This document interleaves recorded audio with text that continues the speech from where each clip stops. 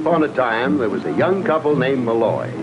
Now, Mike Malloy was very proud of his bride, and Molly Malloy was very proud of Mike, although she still wasn't used to being called Mrs. Malloy.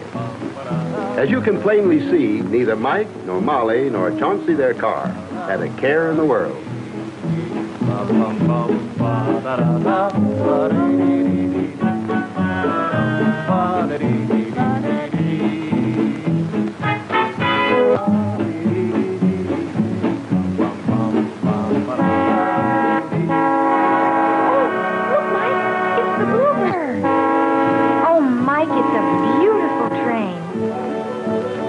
I wish we were on it. Now, if you heard a pretty girl make a wish, wouldn't you do something about it? Hey!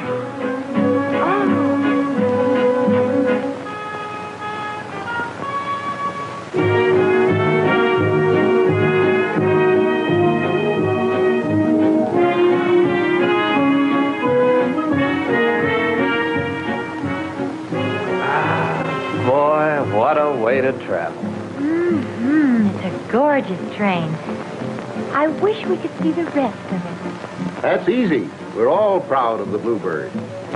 My, this is interesting. There are several throughout the train. This is another parlor car. You'll notice it has a dome, too. This Bluebird room is for lounging, for private parties, or for business conferences. Say, that's important to executives. Nobody loses time. And for those who wish, a cocktail lounge. Beautiful train. Who thought of all this? Many artists and designers, and at least 70 other kinds of specialists. Many, of course, from the Wabash's own mechanical and passenger departments. It's a big job to design a modern streamliner. A modern train like the Bluebird must cost a fortune. Well, the Bluebird cost nearly $2 million, and that's only a drop in the bucket compared to the total we're spending on new equipment. Of course, the Bluebird has a lot of under-the-hood features you can't see. For example, soundproofing to ensure a more quiet ride. The springing system of the roller-bearing wheels we're riding on, and the special couplers between the cars, and an individual air conditioning unit for each car.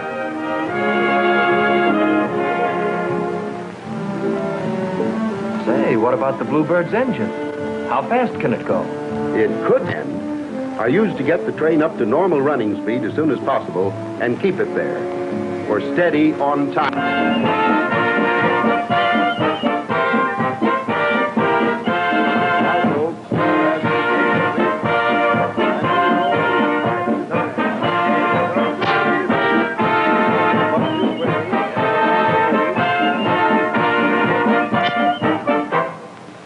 Welcome to the Rogers, about to begin the first railroad trip ever made in the Mississippi Valley.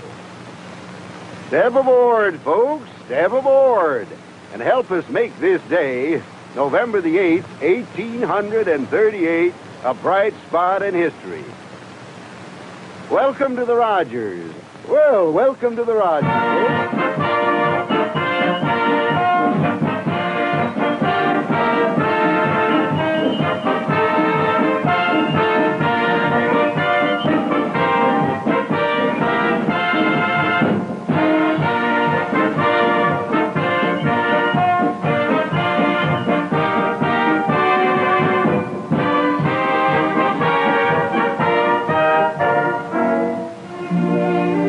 This isn't going to be a long ride, folks, but it's bringing railroading to the Mississippi Valley. And believe me, things are going to move mighty fast after that.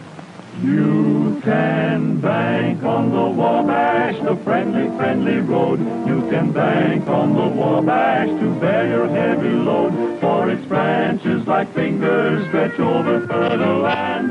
The heart of our country lies in its friendly hand. As the trains go, they say hello to people far and near. And the Bluebird is the new word in travel, comfort, cheer to St. Louis Louis, Chicago, wherever you're aboard, you can bank on the Wabash, the friendly, friendly road. Why, I got me a hunch that one of these days, this little 8-mile section of high iron we're riding on will be a railroad system of 2,400 miles, stretching all the way from Buffalo to Kansas City and Omaha, from St. Louis to Chicago and Detroit, right through the heart of America. A bridge line joining the railroads of the nation, north and south, east and west. I can see it clear. I reckon shippers will learn they can bank on the Wabash. Why, one of these days, I bet you they'll have passenger trains that'll go swooshing along faster than a mile a minute or more. They'll be trains with names you can actually sleep in.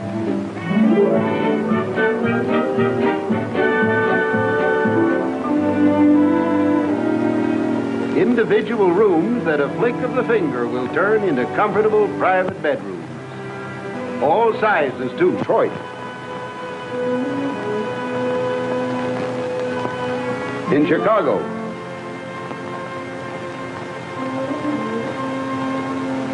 And in Omaha. And in a lot of other cities, big and little. Of course, I won't ever see them, but they'll have them. And the freight trains they're going to have. Fast and run on tight schedules like passenger trains. Can't hardly believe my own predictions. But I figure the railroads are going to haul practically everything used in the whole United States. Heavy stuff, light stuff, great big pieces of equipment. This country will always depend on its railroads, in war and peace, bad times and good. Why, sure as I'm standing here, they'll find ways of keeping fruits and vegetables fresh as daisies, so they can be hauled clean across the country, from California, New Mexico, Texas, the Northwest, just about from anywhere. And they'll have places bigger than houses.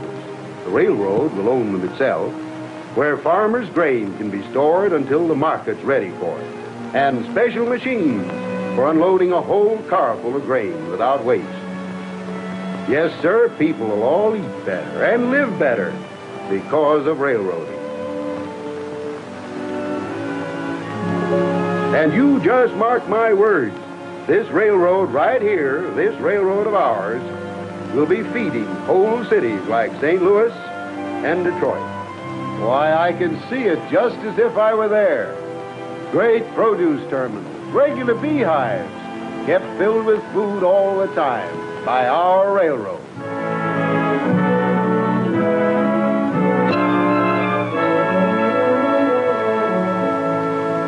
Of course, it's going to take a powerful lot of rolling stock to run a really good railroad as I see it, and they'll have to spend all sorts of money.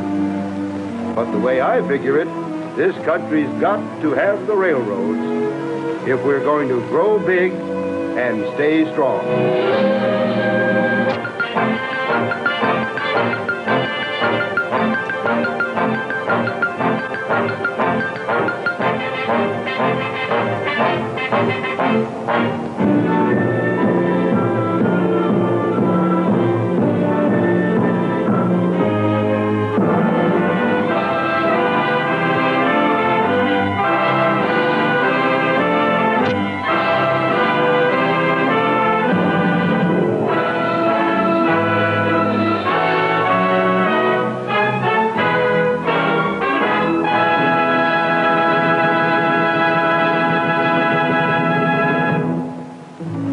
It's going to take people in just about every trade and profession to keep things running smoothly and on schedule.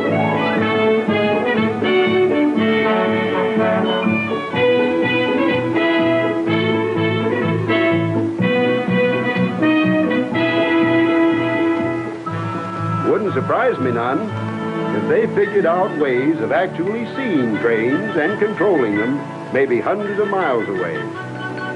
That way, two trains could use the same track, even though they were heading towards each other.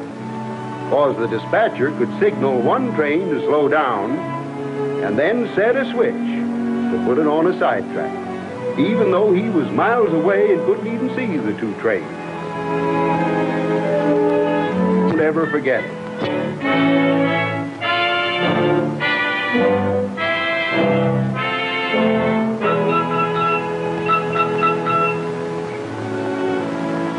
Sure, and the railroad yards and the stations will be so big that when a train's about due, they'll use special long-distance writing systems to let all the railroad people know what train it is, what time it's coming in, and on what track. Of course, all the railroads will use each other's freight cars, and they'll find ways of keeping track of every car right down to the fraction of a mile. Railroads will work together. You mark my words.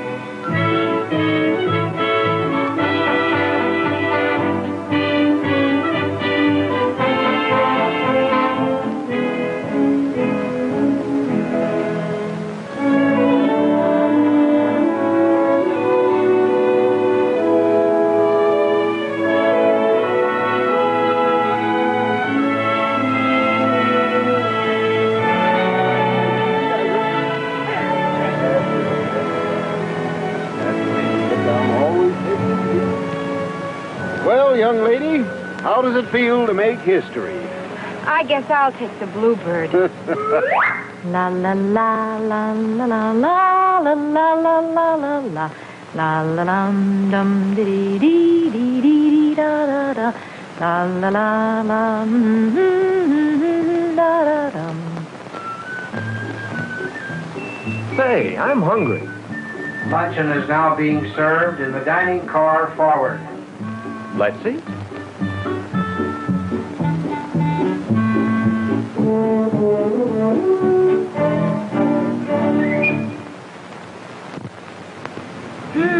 Everything looks so good, I can't decide.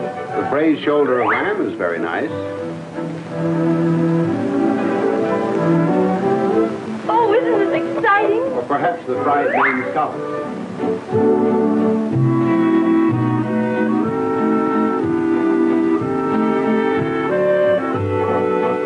Say, haven't I seen you someplace before? You may have, sir. I've been with the Wabash a long time. Most people stay with the Wabash a long time. Or would you prefer chicken croquettes? Before I starve, will you? I think I'll take the first one, braised shoulder of lamb. Just like a woman. Listens to the whole list, then takes the first one. And what will you have, dear? Lamb.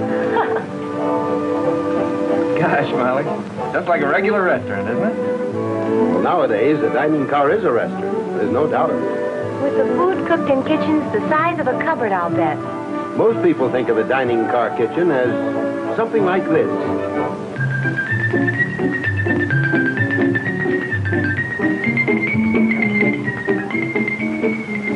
Actually, however, the modern Streamliner's kitchen is a miracle of stainless steel efficiency.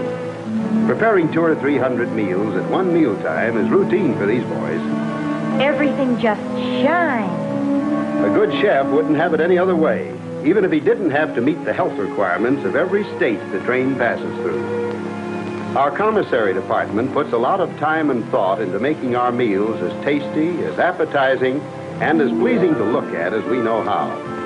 The superintendent of dining cars plans them personally, figuring that nothing is more important to pleasant travel than food that looks good and tastes good.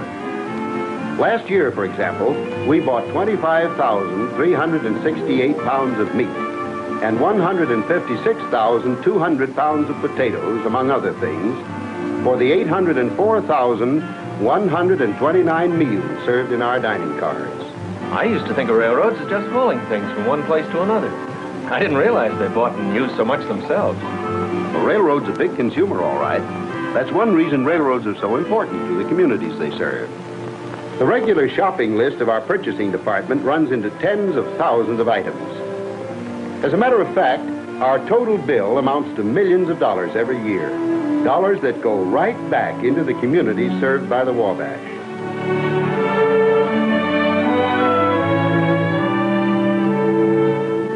Of course, we're never through buying because we're always figuring ways of improving things. If we can reduce a grade along the line, we can use longer trains and shorten schedules, give better service to both passengers and shippers. Same thing goes for straightening curves.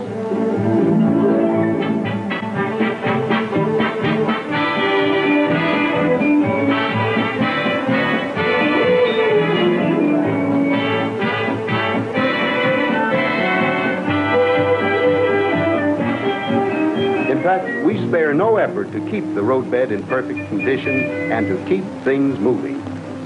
We've made our big yard in Decatur one of the most modern anywhere.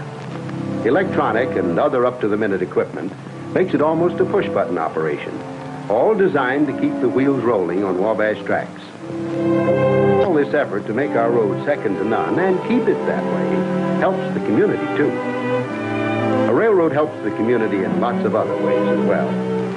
Business in our community, like this big automobile assembly plant. By helping to bring it into our territory, more than 3,000 new jobs were created. The Wabash hauls thousands of tons of material that goes into the cars and trucks that go to dealers and consumers. That means a healthier railroad, of course, but it also means better business for everybody, all along the line. In fact, the men in our industrial department, all civil engineers, spend all their time showing businessmen the advantages of locating their plants in the communities served by the Wabash. And a great many industries have found in their balance sheets proof that it pays to locate on the Wabash.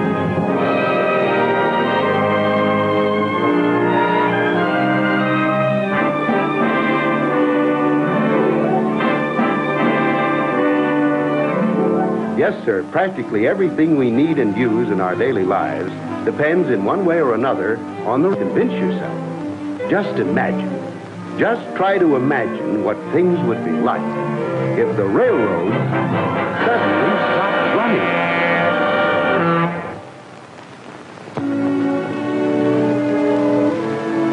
Thanks so much for a wonderful trip. Thank you. Glad you could be with us.